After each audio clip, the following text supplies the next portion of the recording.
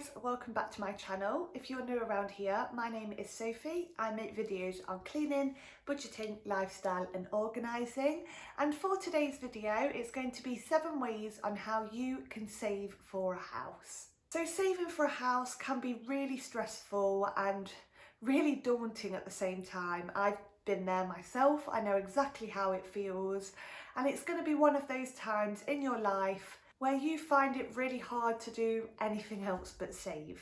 And there's going to be months or weeks where you find it really hard and think, oh, I'm going to get that takeaway tonight, stuff it. And that's fine, but you need to really think about while you're making these sacrifices.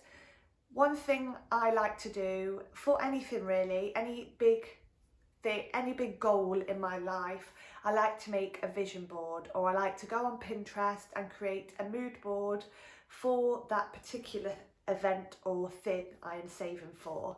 So for a house, you can start getting really creative and looking at different home interiors, different things what you want to put in your house, and just keep the excitement up, because I promise you, making all these sacrifices is definitely worth it. Okay, so this is a real quick list, and I'm going to do more videos on buying a house, but these are just 7 big-ish things on what you could potentially do to save a little more extra money. Okay, so number 1 is sell your car. So I know everyone doesn't have a car, and these tips won't apply to everyone, but have a think about it. If you are living with your partner and you've both got a car, but actually, do you both need a car? Have a think about it. Or maybe find a cheaper car. Have a real big think about the vehicle you're driving and see if you could swap it or completely scrap it to get that extra bit of cash while saving for a house. Okay, and number 2 is quite simple, which is cut back on going out. So if you and your partner like to do date night quite often and go out for food or go out for drinks, well, have a date night in. That literally is no different really, and you can get dressed up at home and have a date night, and this could save you potentially hundreds of pounds a year. And this goes with friends as well. Speak to them and potentially have a night in. And well, I'm 30, so this sounds like the dream to me rather than going out. But if you really want that house, again, you really just need to think of that end goal and why you're making these sacrifices. Okay, my next tip, which is number 3, and that is, why don't you start a business? So have a think about it. What are you good at? Are you good with animals? Could you be a dog walker?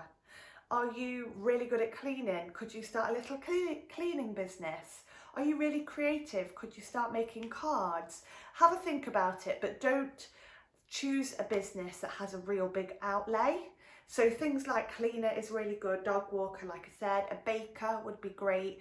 But when I say creative in the card, like making cards, there's going to be quite a lot of outlay for that. So unless you've got the stuff already, have a think about what doesn't cost a lot to start with.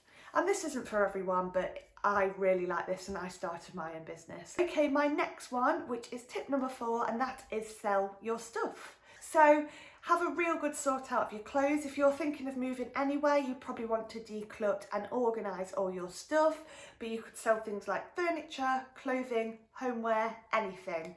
Have a real good sort out, and you could do a big car boot sale as well, or sell things on eBay, Depop, Vinted, anything like that. Number 5, which isn't for everyone, but you could potentially get a roommate while saving. So obviously you need to know how long you're going to be saving for, but if it's potentially a year, you could maybe get someone to move in with you for that time if you have a spare room, and you could earn quite a lot of money. Or saying that, you could potentially move out and move in with your parents, say.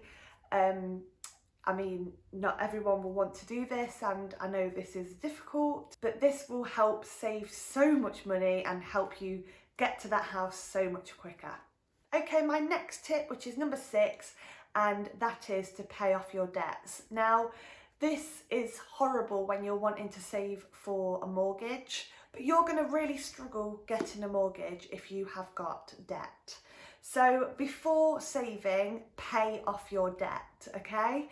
So this is really, it's really hard but the sooner you pay off the debt, the sooner you can save for that house. Okay, my final tip, which is tip number 7, and that is no holidays. So how long are you saving for? Is it a year?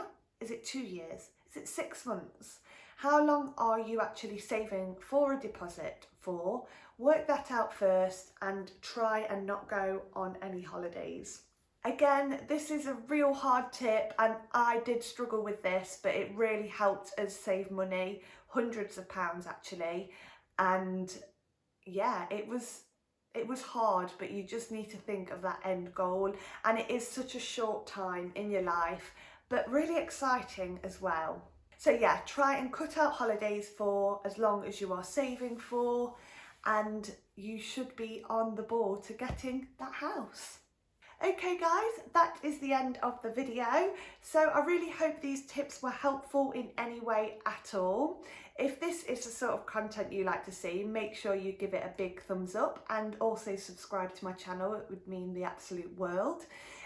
Let me know if there's any other videos regarding a house that you'd like to see, because like I said, I have been through this, so I know pretty much everything about it. So yeah. Other than that, have a wonderful, wonderful day, and I'll see you in my next video.